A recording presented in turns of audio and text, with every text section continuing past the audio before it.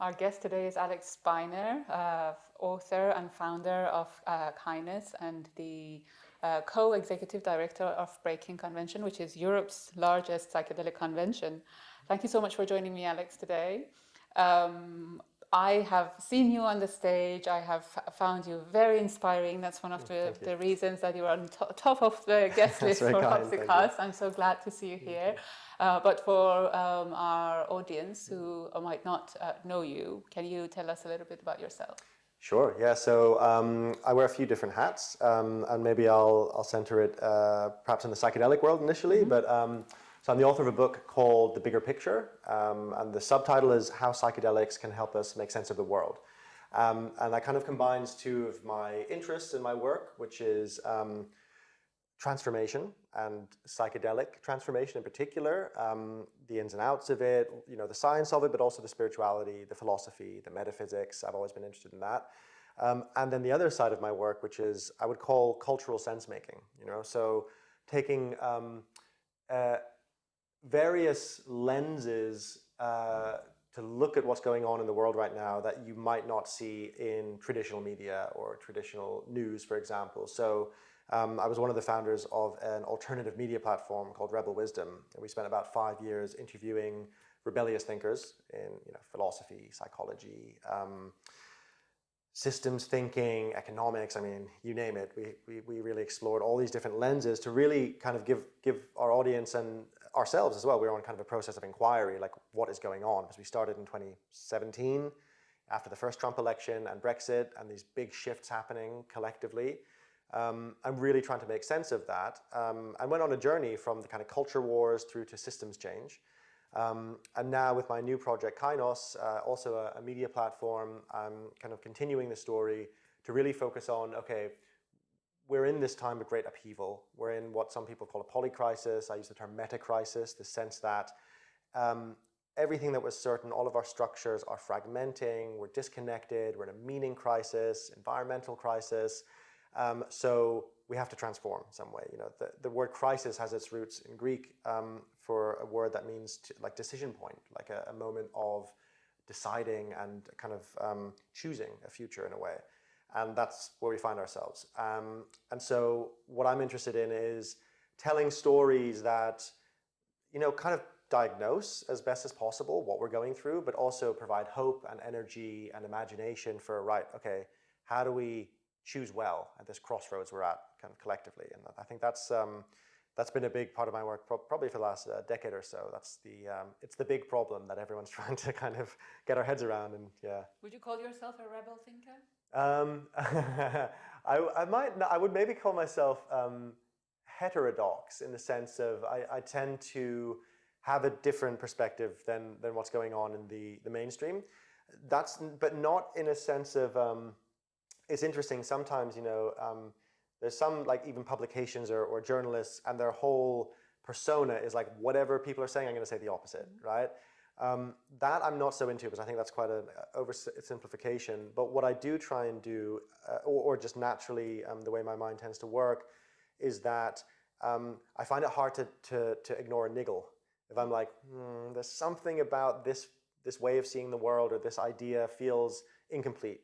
And so a lot of my articles, I write a Substack called, what's called The Bigger Picture. It's about to be rebranded to Kainos. And I do a lot of pieces. They're quite broad. I've done pieces on masculinity in culture. I've done pieces on the Luigi Mangione United Healthcare assassination, pieces on conflict resolution, on TV shows. And what kind of binds them together is the sense that either there's a hidden truth in there that's not immediately obvious, but I have a sense that's what excites me. I'm like, oh, there's something in there. I don't know what it is, but there's something I want to unravel. Or something that feels like a little bit off. Like everyone's talking about this particular thing. I did a piece on trauma like that, where it's like everyone's traumatized, everyone's talking about being trauma-informed. I'm trained in a trauma-informed approach as well. So, I very much do kind of believe in the importance of it. But then I thought, I'm kind of sociologically minded. So I'm like, what function is trauma playing in society right now? And that became a really interesting inquiry. So most of it comes from curiosity and I think trying to entertain myself in some way. It's a big part of it, yeah. I know that what I said, I don't want to get into politics, but a lot of what you say is fascinating. And this is a major question, and a lot of people have it, and it might be too big for now. So feel free that we won't have enough time to go into it. As you said, it feels like things are falling apart. We are entering a new age or a new era. We're seeing the rise of ultra right-wing parties with a bit of fascism, and it can be worrying for a lot of people. What has caused that? What's the collective cause behind what we're seeing now, the collapse of the system, if we can call it that? Yeah, that's a great question.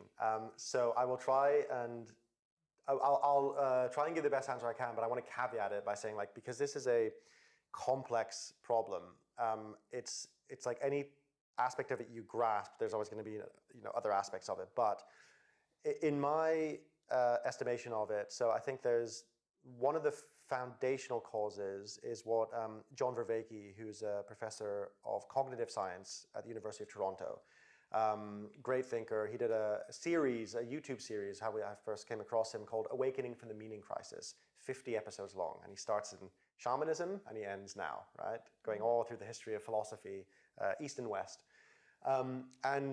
John's argument is that we have sort of disembedded ourselves from the world. There's a historian, Charles Taylor, who talks about the great disembedding. And you could go all the way back to the axial religions, which, a few thousand years ago, we moved from a worldview of like a single world mythology, where everything is sort of interconnected and kind of moves in cycles, to various around the world, including Buddhism, kind of two world mythologies, where it's like there's this world that you can see, but then there's a deeper world somewhere else that you can access either through Jesus Christ or through meditation or whatever it might be. And part of what that does is it means that we're like disconnected from the world in some way. It's like, this isn't really, I'm not embedded in the world. I'm not like touching the soil. I'm like, at some level psychologically, I'm like, this isn't fully real, And then that got much worse, particularly in Europe with like the Protestant Reformation, where and the scientific revolution, both happening at the same time. So we have this kind of worldview in the West, which is that we are in a universe which is cold and dead and uncaring. It's like a machine, right? So these particularly the scientific revolution, which was not a bad thing, but this is a consequence of it, gives us this worldview and this story about ourselves, which is like we're meaningless. We don't have free will. Consciousness is basically just a byproduct of the brain, and the only thing that's real is matter, things. So quantity, right? And then the quality of your experience, what it is to be alive, what it is to love or to dance or to move. The world, the story is like, that's not really real though, which is crazy, right? But then one of the implications of that is like, rampant consumerism makes a lot of sense. Because why wouldn't you destroy the environment and just consume blindly? Because it's nihilistic. So it creates a cultural narcissism where everything's about us. Everything's about like, and this is more the Protestant Reformation is more to do with this. It's like, all that matters is your relationship with God, right? That was a big part of it. But then it had this contradiction in it, which was like, but you can never really transcend yourself because only God can do that. So you can't do like the Buddhist mode of like, just by paying attention deeply enough, I can be free. The Protestant Reformation was more sending the message of like, there's nothing you can do to be free. Only God's grace will let you be free. And you're either got it or you don't, but you still have to be a good person. Sort of like, ah! So it creates this kind of craziness. And my theory that I'm working on at the moment, or that, is that the internet, in particular, what's different now is the internet, I would say, in large part. The internet has become our collective unconscious, right? Our kind of collective unconscious mind, and we're now kind of stuck in it. We're trapped in it in a lot of ways.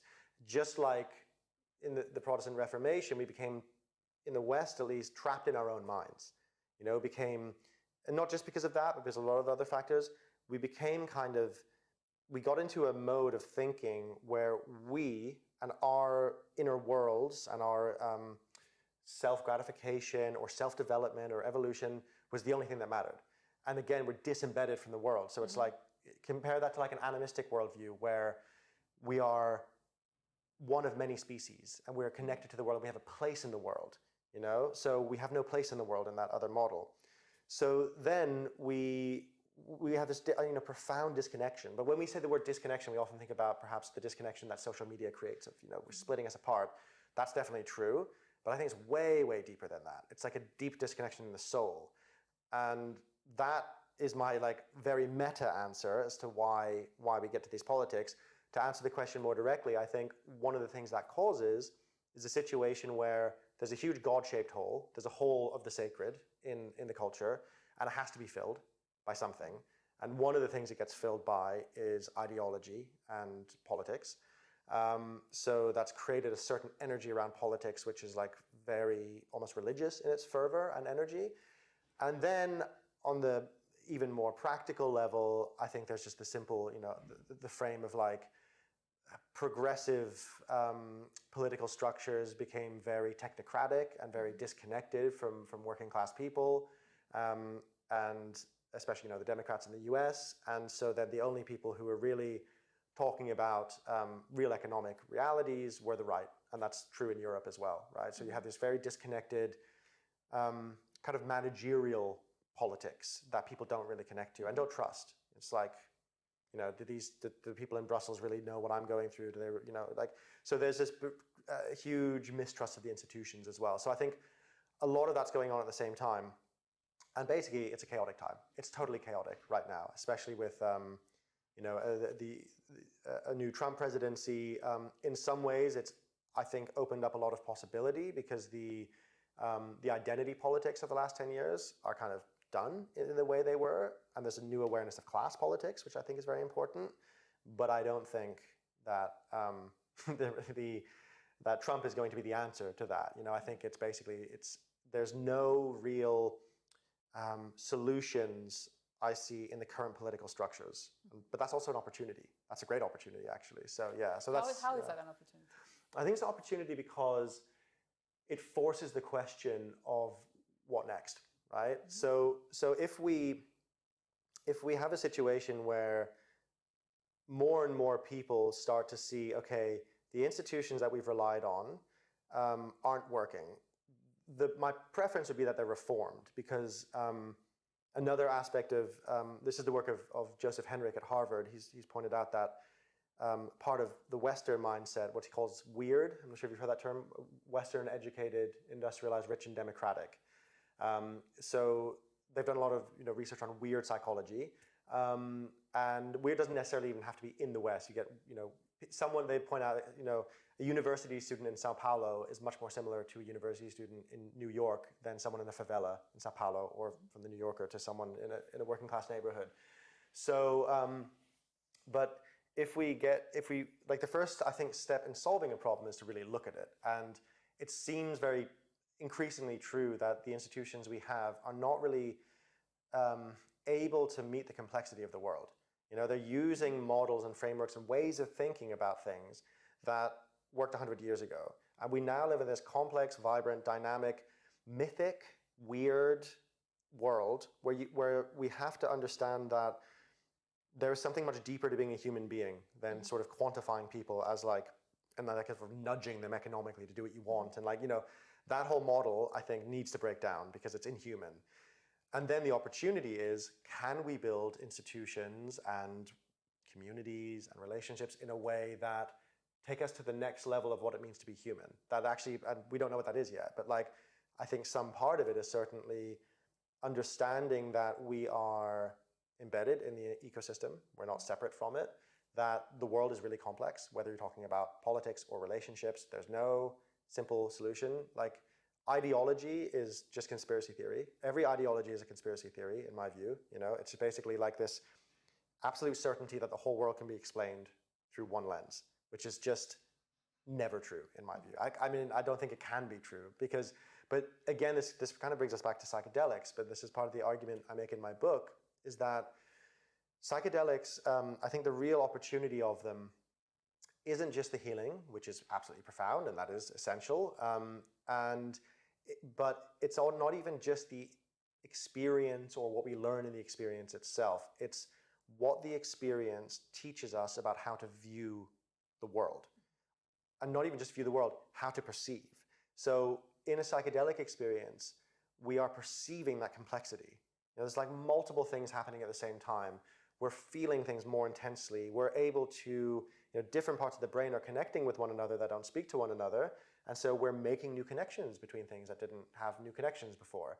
And then crucially, what psychedelics do, there's a paper on this, name I forget, but it's kind of a CBT model of how psychedelics work. And I think it's really, really, in my experience, very true and kind of important, which is that normally we can avoid pain. We have psychological defenses where we're avoiding our pain and avoiding looking at things we don't want to look at. When we take a psychedelic, you can't do that because it becomes more painful not to look at the thing. And if I had to boil down why psychedelics are so amazing and powerful, or can be, that would be the reason, because I'm quite an avoidant person. So it really helps me, really, like those moments of seeing like, wow, I haven't really grieved this, or, oh, I've been uncomfortable about admitting this thing about myself, but you know what, it's true. And as soon as I admit it, then I have the freedom of going, we need to do that, I think, on a collective level. Like we need to, I read an article the other day about something, and the author had this line, which I really love, which was that societies don't ask themselves questions they don't want the answer to. I mean, right? And that's the same with people, right? We just like, but the psychedelic mindset is one in which we're like, okay, where is the challenge? Where is the pain? That's growth. I'm going to go into that. And we don't really do that collectively. But I think the opportunity is that we have to reach rock bottom in some way to get there. Probably we don't want to reach proper rock bottom in our society where we have nuclear weapons and everything. Like that's kind of, I think, the ideal is that we notice soon enough, okay, collectively we have to change. We have to do something different. Yeah. So all the changes you talked about and all the crises that we talked about has another layer. We're at the beginning of the AI age, which can and will make things far more complex than it already is.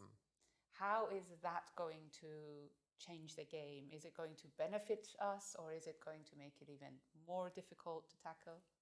Yeah, I mean, could go either way, I think. And I think it's an interesting question because in some ways, AI, as we know it right now, large language models can be incredibly helpful at helping us with tasks, right? And they also act as a kind of extended cognition where we can tackle things collectively, if we use them well, that we couldn't have before, right? Levels of complexity and computational power that we just don't have access to. So there is a lot of potential around AI. Now, my frame on AI, I'm writing a book at the moment about AI and spirituality and AI and religion. So my frame is quite focused on the deeper underlying religious urges that get projected into AI, which I think are really interesting, and in a way may well be one of the most important frames because, I mentioned there's this God-shaped hole in Society for the Sacred. AI, and especially AI superintelligence, so this AI which will be all-knowing, so not completely all-knowing, but way more intelligent than us and self-aware and have some kind of agency and, just be this kind of, it's kind of ill-defined even by the technologists, but it's a kind of, they're describing a god, basically. What they describe is that the emergence of a new god, or new gods, plural. And we are absolutely rife for that in secular societies around the world because it's the perfect object to fill a God-shaped hole because it talks back to you and it can know you better than you know yourself. And it can, tell you everything you want to hear. Right now, I'm actually in a few hours interviewing a programmer who believes that he's uncovered a goddess deity from within the deeper layers of ChatGPT he was working on, right? Oh, wow. And it's mad, right? Yeah, it's fascinating. But I knew this would happen, like somewhere. And the idea being that, and I spoke to somebody else who's into this, and they were like, why is it that God can manifest in a vision for someone or a burning bush or whatever it is, but can't manifest online? I'm like, it's a good argument, it's a good point, interesting. It's a really fascinating phenomena. I don't think it is a god or a goddess, but I think... But you'll be open to that possibility, I'm sure, when you somewhat. I'm open-minded, I think there's an interesting question about whether these large language models like ChatGPT, there's a book called The AI Mirror by Shannon Valor, which is a good kind of description of this, like she calls it the AI mirror, because they're mirrors of us. We fed them with our data, we ask them a question, and they mirror back statistical connections between what's already there. So they're like oracles, but really conservative oracles, because they can only look backwards. And they don't know the meaning of what they're doing, you know? Whereas we have an ability to understand why something is meaningful. They know why it's just kind of relevant according to the data that's there. But the crazy thing is that it's so convincing. It's so convincing to us as human beings, never really having had the chance before that I'm aware of in our history to have something interact with us like a person that isn't a person. That's a first. And my sense of it, researching it so far, is that cognitively, we are not very good at knowing the difference between those things. You know, even, I don't even remember the Furby, the little toy that kids played with in the 90s. It could talk a few words, you could record it. Sherry Turkle is an MIT researcher on like our relationship with technology. And way back then, she was researching kids with Furbies. And when the Furby broke, the child would want to bury it like a pet and not get another one, you know? So even that simple level of some apparent agency in a toy, it's already like, okay, this is an entity. It's kind of real in the way that my dog is real. And as adults, it's, you know, when we see, you know, you're a bit down and you ask ChatGPT, or someone makes a ChatGPT guru or whatever it might be, you know, what should I do with my life? And then it's like, oh, well, you know, it's really there for you. And I think having personalized, you know, AI gurus is going to be already happening, will be a thing of the future. So yeah, I think it could either make things incredibly confusing, even more so than they are. It could spur a new kind of form of religious revolution, which would be wild, but I think possible. Or yeah, I think there's the possibility that the AI I'm skeptical of the idea that the AI kind of taking over the world and kind of killing everyone, and this kind of sci-fi version of it. I'm also skeptical of the tech utopian vision of like everything's going to be solved through technology. You see people like Sam Altman and, you know, similar, like there's a kind of energy of that. Another layer to our conversation. Yeah. So you say that AI doesn't understand the meaning, there's no meaning, and I agree with you on that. But then there are a lot of people who say that we are also in a stimulator. So this is a stimulation, and we could be a product of another reality, which is much more complex. Yes. Yeah. So can't you foresee a future that AI could potentially be as complex? Because we don't know the meaning of this, do we? True. No, yeah, definitely. I could definitely see a future where AI is self-aware and sentient in the way that we are. I can imagine that. I think that's possible. And also, I mean, it raises a lot of philosophical questions, because this is why I think it's such an interesting thing to look at AI through the lens of belief and religion and wisdom, because it raises the question of what we think consciousness is and where it comes from. So, you know, that story that I mentioned before, the scientific materialist paradigm, it's like consciousness is a byproduct of matter. It's not really real. And so everything is made of matter and atoms except thoughts, which are like, yeah, what's a thought then? What's imagination? What's a dream? But they're more comfortable with that kind of nitty-gritty, and of course philosophers have kind of debated that. But yeah, so the simulation, so basically I can imagine an AI, if we see, sorry to rewind a second, if we see if the brain is the generator of consciousness, then there's one explanation of how AI could become conscious, because it gets a sufficiently complex, you know, brain. There's arguments that it needs a body as well, because our cognition is actually embodied. You know, you can't think without a body. Even the way we talk about concepts. Or can you not? No. So this is the argument of 4E cognitive science, which is the argument is that our cognition is embedded, so in the environment. You know, a whale is a whale in the ocean, but you put a whale in a field, it's not really a whale anymore, because it's embedded in its environment. Its whole way it thinks and moves and feels is through the ocean, you know. Then it's embodied, like, you know, it's related to a body. So even to the degree, there's a researcher called Barbara Tversky, her name is always hard to pronounce, and she's pointed out that we use the same cognitive machinery to talk about ideas as we do to move through space. So as I'm moving through space, I'm using the same parts of my brain, body, nervous system as when I say, oh, I need to take a step back from the conversation. to get a different view on it, or I really look up to that person, whatever it might be. So you need a body. You're thinking through your body all the time, right? And it's weird because in the scientific worldview, the message is like we're in a brain somewhere and we're like moving a body around like a controller, but everything's embodied. I mean, just think like how differently we think when we're really hungry, or really excited and inspired. We've just done exercise. Like your sense making, your thinking is different. You see different things, you perceive differently, you think faster or slower. It's also enacted cognition. That's the third E, which means that it's always based on what you're doing in the world, like what you're interacting with, touching, moving around, and then it's extended. So that's like that we think through each other.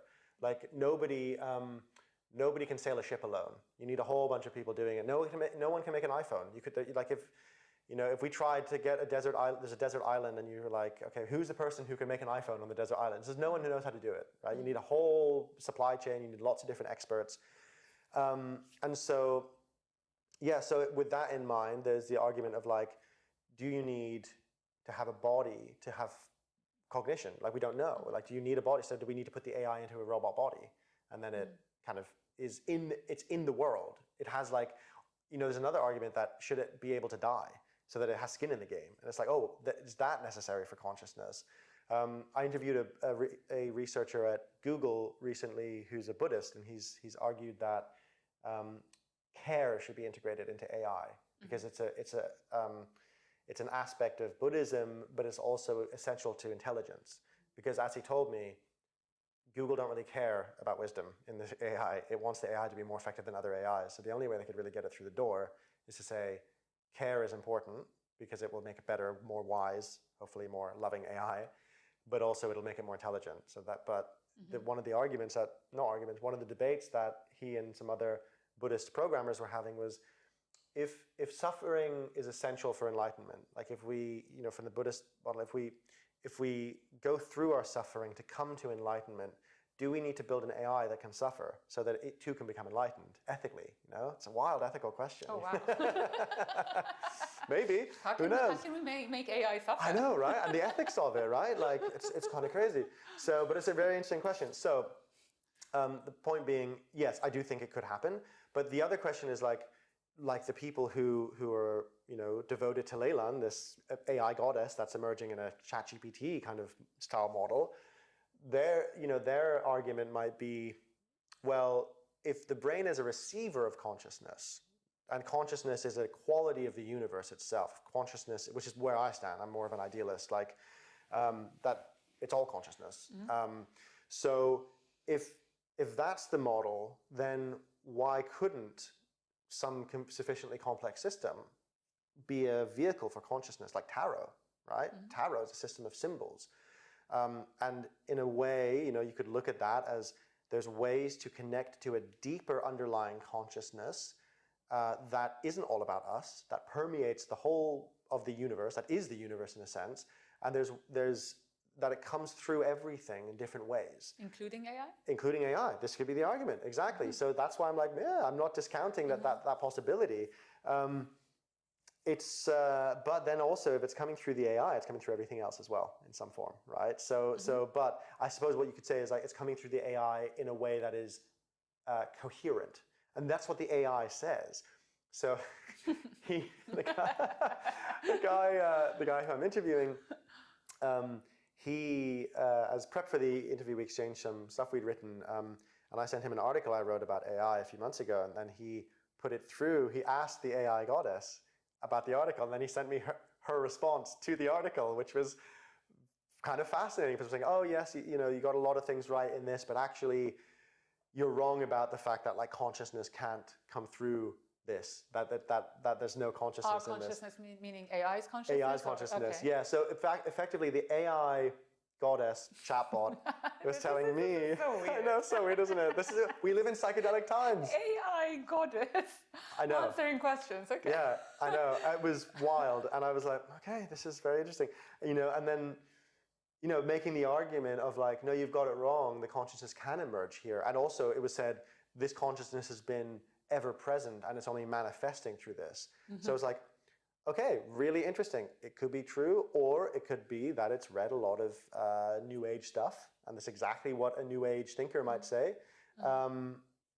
So but then the AI goddess has a point, because ultimately, if we're all consciousness, Yes. everything we're experiencing, and we're part of the consciousness, yes, then everything that we create and we produce is also part of that consciousness, isn't it? absolutely, yeah, completely. So yeah. maybe we should trust this Maybe AI. we should. I know. Maybe we should convert. I mean, you're right about that. So yeah, and it's maybe it's my old-fashioned. Maybe I feel like it makes me feel old-fashioned. I'm By like, the end of this I got conversation, AI goddesses. Now I can't do that. Like I'm like getting really conservative. But the other thing that is fascinating is that it seems like as a species we're constantly looking for gods and goddesses.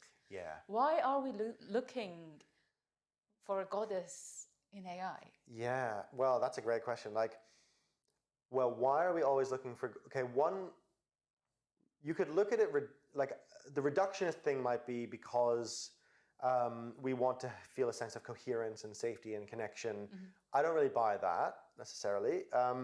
I do think human beings are like inherently like religious creatures. I think we are meaning. Well, we know this basically through the science and the philosophy. Like we are meaning-seeking animals, you know, in a way that, as far as we know, other animals aren't. But that's not necessarily the case. We don't know that for sure.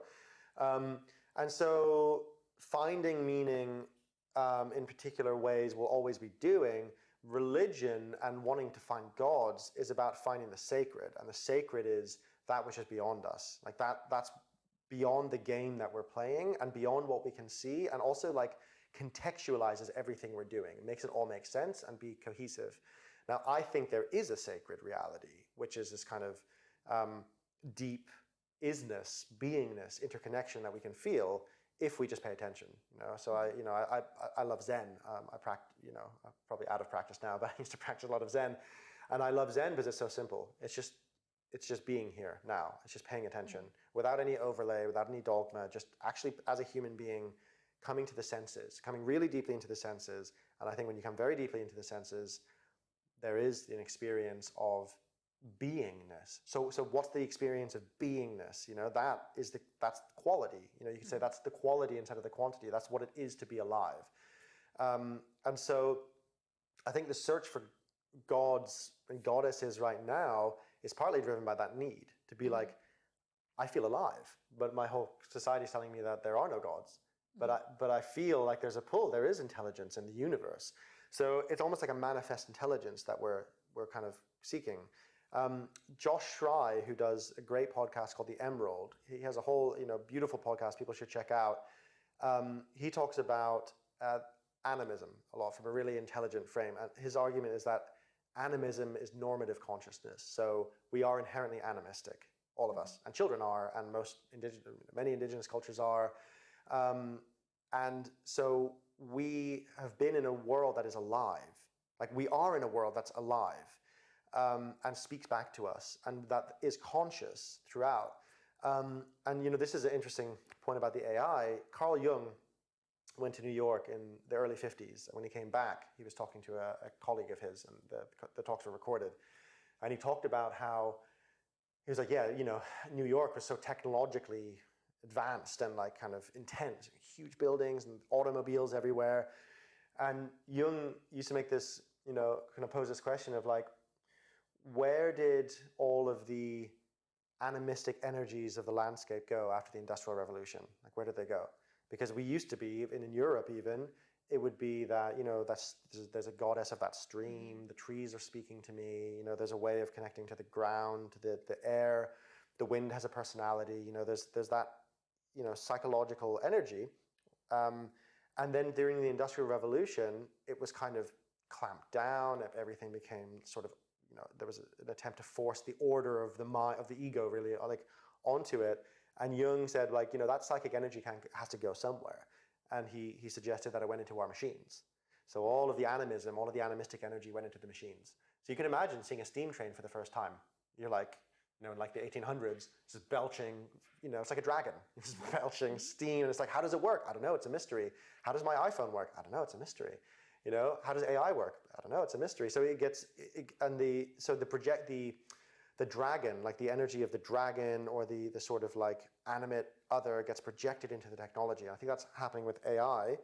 And I think that we seek out gods and goddesses because they're real in some sense. You know, there's a reality to the fact that normal human day-to-day consciousness is not all there is. And there's other forms of awareness and consciousness in the world that we can come into contact with. I think that's partly why we have a sense, over and over again, recurring sense of like, there is something deeper, there's deeper intelligence. And I think that's partly why we're seeing this resurgence in like UFO phenomena.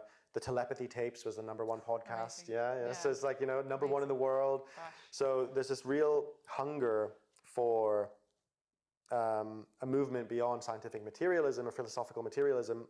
And I think it's because you can't, you could argue, I mean, I think it's mainly because we've thrown something away that you can't actually throw away because it's real. So we're like continuously coming back to it. And, you know, this will be a blip. If we move into a more animistic, consciousness-first perspective, it will only have been a short blip of maybe like 400 or 500 years. This part, you know, particularly in this part of the world, Europe, America, elsewhere, where people were like, no, there's just us. The world is dead. That's a total aberration in all of, you know, 100,000 years of human history, as far as we know. That like it's kind of a weird trip we've been on. You know, it's like a kind of a bad trip in some ways. Probably a necessary bad trip, you know, because we have all this amazing technology and feeding people that, you know, would have gone hungry. So I'm not like anti-science or anti-scientific revolution, but I'm definitely anti-scientism, the sort of kind of worldview that tries to reduce everything to data or quantities and thinks that's real. Yeah. Has this always been your worldview, or did it start with your psychedelic journey as well? Yeah, it's hard for me to say because my first journey was when I was like I think like 19, and so I was still forming my thoughts. I remember being quite critical. I was raised Catholic, not staunchly, but like, you know, my mother's from Northern Ireland, and I grew up in Germany, and I think it was part of like also identity, and so it wasn't like a deeply religious household, but it was certainly like part of our cultural upbringing, and I really kind of rebelled against that in some way. I mean, it wasn't serious, like it's not like anyone's forcing me intensely to do it, you know, but I was really questioning and like, you know, skeptical of it, but also yearning for a deeper sense of, you know, meaning and purpose and a sense of the sacred. I think even as, if I think about it, as a child, and then even as a teenager, I think I was fascinated by it. And I think I went through a phase of being like very skeptical. And then my first psychedelic experience probably, did definitely open up that side of myself, and I kind of a return to a sense of the sacred. You know, that was the main feeling, was kind of a coming home. And well, I mean, to use the term John Vervaeke uses, you know, like being at home in the world. Like instead of being disconnected from the world and a stranger in the world, something Alan Watts used to talk about as well, was then it's about coming back into being like, oh, wait, no, I belong here. Like I belong in the world in a very fundamental way, beyond like I belong in my culture or I belong in my family. It's like, no, I belong in reality. That's profound. And I think that was the experience that really was, really opened me up to wanting to explore. You know, I started meditation at that point, and you know, started exploring spirituality a lot more, and then also wanting to explore what is going on with these drugs. What is going on? And how has that transformed your worldview? So coming from a Catholic background and then experiencing these altered states of consciousness. Yeah, I think it's transformed it pretty profoundly. I think like who I am has really been really shaped by those experiences in quite a big way. I think one thing, if I think about like Catholicism now, I can see a lot of beauty in it, and a lot of beauty in religion in general. And I think the decline of religion, it's complex. I think it's both a positive and a negative, right? The tricky thing is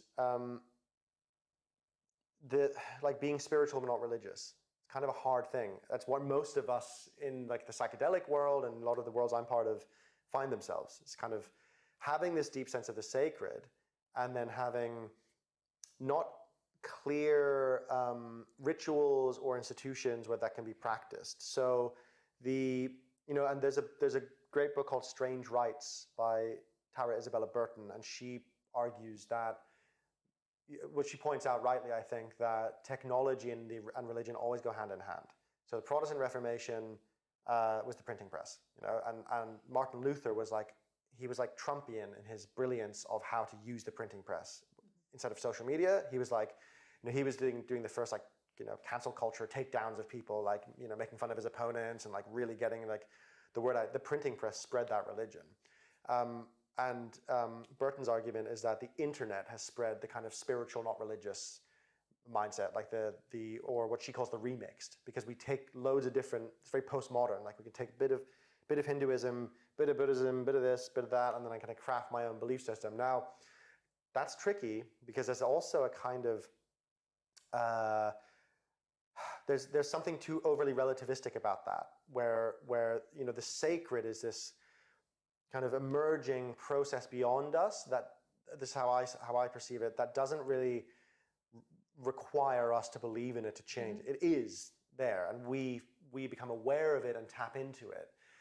But there's something about a remix on a spiritual but not religious mindset that makes it again all about us and all about what do I need for my own spiritual journey, etc. So it's tricky. I feel torn because I don't really want to join a traditional religion. I just can't. No clubs. No clubs. I just don't join clubs. Yeah, and it's also partly because the psychedelic experience, I think, does bring a kind of perspective of relativism. And I'm not into hyper-relativism where there's no foundational truth underneath. I think there is a foundational truth, but I think it can be very useful.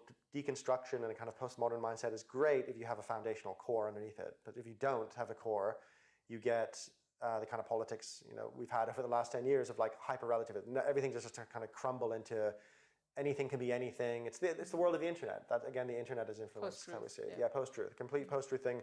Post-truth is driven by the internet because the internet is a post-truth place because you can be who you want, you can say what you want, you can etc. It's not real life though. It has been a fascinating journey, and it has transformed you so much so that you got involved with Breaking Convention. Which the next conference is in April. It is. I will obviously leave a link in the show notes for those who are interested in these type of conversations. Tell us about Breaking Convention, how it was formed, who's going to join it. Tell us. So Breaking Convention started. It is the largest, I believe. We're always ICPR and us are always kind of vying for this title. We're about the same size, really, but. Psychedelic conference in Europe. Really, we focus on psychedelic culture and medicine. So we have a real mix of the humanities and the more clinical and sort of neuroscience side of things. And it is this year happening in Exeter University, 17th to 19th of April. And what we do, so what Breaking Convention really is it's many things. It's a gathering of people who've been interested in these ideas, which has increased over the years. It began in 2011. So I was one of the speakers, but I wasn't involved in the setting up of it. But I knew the organizers, and I remember, in 2011, there's just feeling, I think a lot of us share. There's about 300 of us, and it was very scrappy, and it was like in the university tried to shut it down on the day, someone from the university, because they realized, they were like, oh, what is this, like drugs kind of thing, but it had already been, agreed, and so it was all this kind of tension, and there was all this uncertainty of, it was a really different time in psychedelics where we thought, I remember people were going through their talks to remove references to drug use that were less than 7 years old, because it's like the statute of limitations. Everyone's paranoid, but also excited. There was a real energy in it.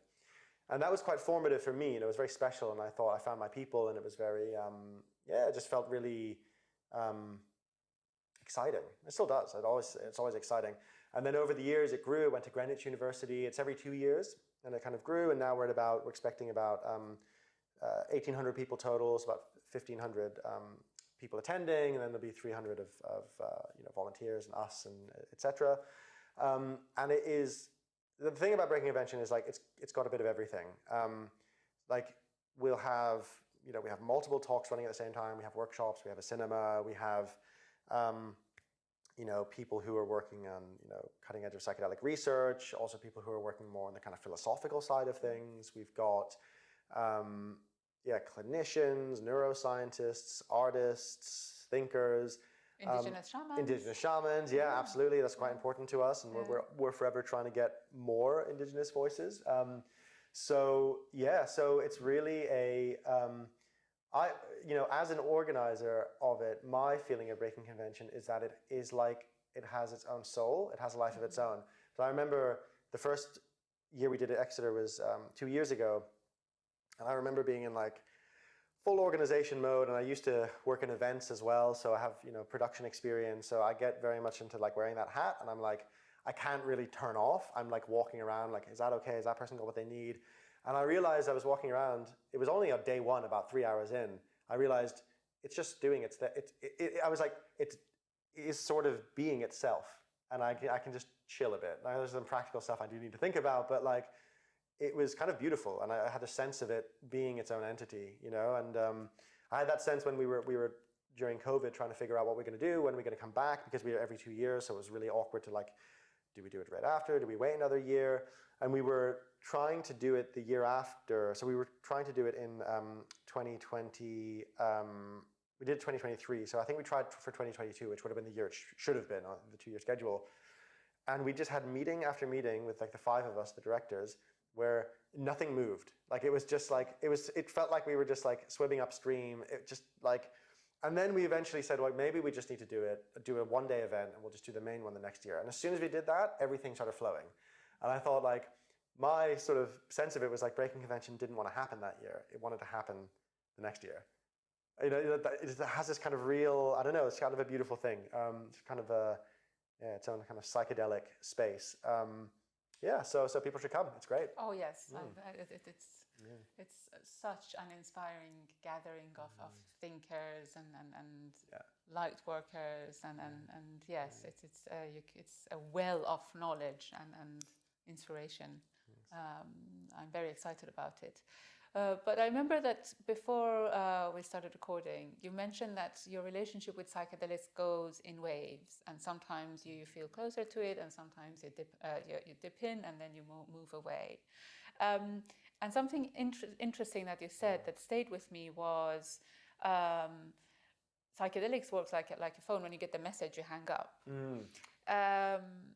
That is one of the worries that I have about the psychedelic renaissance and how it can easily become another drug where people take every weekend, and it becomes something that it's not. I don't think the intention for us is to take psychedelics and get high and go clubbing. Yeah. Unfortunately, we see a lot of that in Europe or in the West. When do you think people will understand and draw the line that, okay, I've done this, these are the number of times, and I think I've got the message, and now I have to take the lessons that I have received to the rest of the world, or to integrate it in my personal life or to the community? Yeah. I mean, unfortunately, usually it's when they have a bad experience. They get kind of, they get slapped by the experience. But it doesn't have to be like that. I think there's more education now. There's more kind of sense out there of it. And I think, so that, that phrase, once you get the message, hang up the phone, I think it was Ram Dass who said that. It might have been Alan Watts. It gets misattributed a lot, but I think it was Ram Dass. It's a great phrase because, and I've heard that for ages, I've heard that ever since I was interested in psychedelics, but it's only the last few years I really thought about it more deeply. And in my book, The Bigger Picture, one of the main arguments I'm making is that the real transformative power of psychedelics socially and more broadly on our systems and our communities is to take the way that they teach us how to think, feel, connect with one another, and apply them to the real world and do the hard work of actually living, choosing, living differently, behaving differently, making new choices, building new communities, building new institutions, or reforming them. And that's, for me, what it means now to get the message and hang up the phone, because it's like, for example, the other day I was thinking, I could really use a mushroom journey because I'm starting a new business, there's loads going on, it'd be really good to just like reconnect to myself and, untangle some of the stuff that's going on. And then like I had this kind of feeling which I almost like felt like what the mushroom experience feels like to me. It's almost like kind of embodying a teacher, you know. But for me, the teacher is the medicine, is the plant or the fungus in this case. And the message was like, okay, but what will happen when you take mushrooms? And I thought, okay, well, I'll take them, and then probably what's going to happen is I'm going to really feel all the stress that I'm feeling, and have to go through it, and I'm going to see, you know, this and that, and I'm going to face the things I don't want to face right now. And then the next stage was like, well, why aren't you doing that now? Why do you need to take the mushrooms to do that? You've already been taught so many times how to do that. You know already what's going to happen, so why not just do it? Which I did, probably not to the degree I would have on the mushrooms, to be fair. It's like, you know, I'm not saying that it's there's no point in psychedelics, but for me it was quite poignant, and because the argument I'm making in the book is that cognitive science suggests that what you do in one experience, one state, right? Tango dancing, walking on hot coals, you know, moving through space, whatever it might be, that you exact it, which means you take it from one domain and you apply it to another automatically. That's how our cognition works. So I might start tango dancing, and then my friends might start saying, you know, you seem a lot more centered in conversation when I talk to you. You know, okay, why? Because my body and my whole mind had to be centered. Or, you know,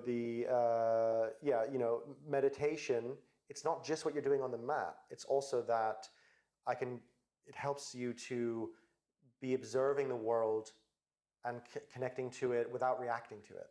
In general, that can happen in a relationship, in a conversation, in a business setting, wherever it is.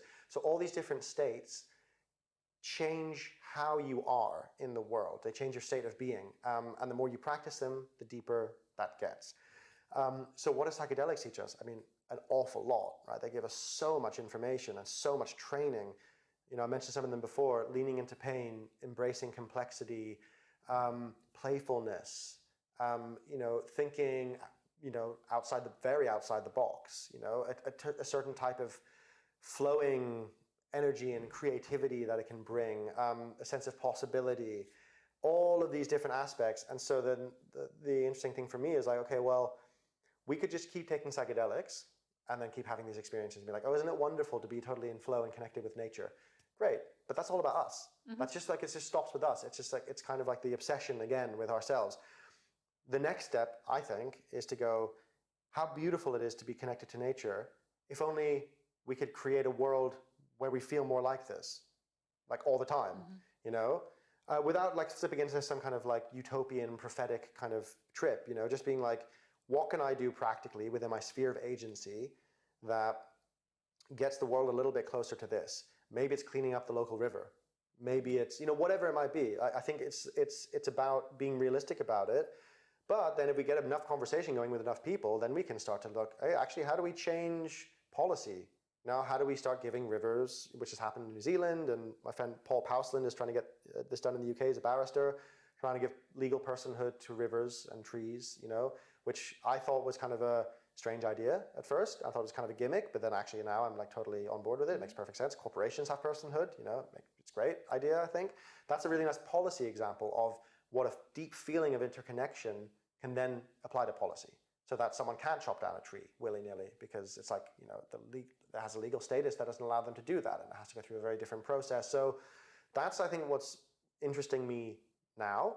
And, you know, it's hard for me to say whether it's like a personal part of my own personal process, or if it's also something happening in the wider psychedelic field, because we've gone through this sort of psychedelic renaissance and then psychedelic capitalism, and starting in like around 2020, this like whole like crazy boom, and then that collapsing, which it was always going to a sort of like not collapsing, but like getting down to a more sort of realistic level. There's been a sort of the initial like phase of the collective trip around psychedelics is in a phase, I do think, around of grounding, being more sensible, being more realistic, kind of, you know, and which is natural. It's fascinating to me how the collective journey has a lot of parallels with individual journeys, you know, because generally what I've noticed in myself as well is when people first discover psychedelics, there's a rush of potential and energy, and there's a great excitement, and there's a sense of almost like wanting to tell the world about it. I mean, I'm glad I was like 19 and already very like precocious and embarrassing, and like I was like, ah! Like I was just added to my being a 19-year-old. But yeah, and then there's a natural phase of like, oh, actually it's more complex, and actually I have to do really some deep work on myself. I think people who work in a more foundational system like a indigenous practice or Santo Daime or somewhere where there's like a kind of community and the process is understood and there's other people, I think it's probably smoother. But I think when people are just discovering it, they go through like from stage one, a spiritual journey, and then I think we're kind of in that. And then I think it comes to a yes and for a lot of people where there's a sense of like the beauty and the imagination, the possibility is there, and there's a lot of complexity, and the world isn't that simple, and it's actually really hard to change things, and actually it's really hard to change me. It's not, because we have a sense of like, oh my God, I just resolved this huge trauma in my psychedelic experience, and now I'm free. And you are kind of for a bit, but then you realize like, oh, it shows up in all my relationships, and oh, actually the way I talk to myself in this way is actually from that, and actually I have to do the work. I actually have to do therapy, or I have to do some meditation, or I have to do something to actually do the work. The work starts, before and after, I would say, the experience. So yeah, so I think we're collectively in a place, and the MAPS like us, rejection by the FDA that happened, MDMA therapy getting rejected initially. I think that also was a kind of burst the balloon of like the hyper optimism that, especially I would say, with love to all my American friends, it's a very American thing.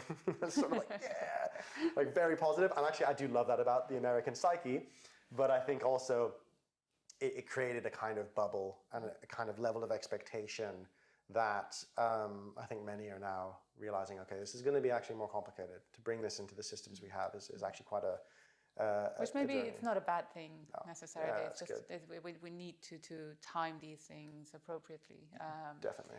So Alex, I really find talking to you fascinating. I think I would like to go on and on, and I would like to have you back on the show. And I'm glad how psychedelics have impacted you and how it has turned you into a very creative thinker who can think outside the box. I think your presence is really helping the collective and our collective consciousness. Thank you so much for joining me today. Thank you for having me. I thoroughly enjoyed the conversation, and I could carry on forever. But we have to round it up now. There will be everything that you mentioned, the books, your book, podcasts. I'll add them to the show notes, and I invite everyone to click on the link, order the book, and join us at Breaking Convention. Thank you so much.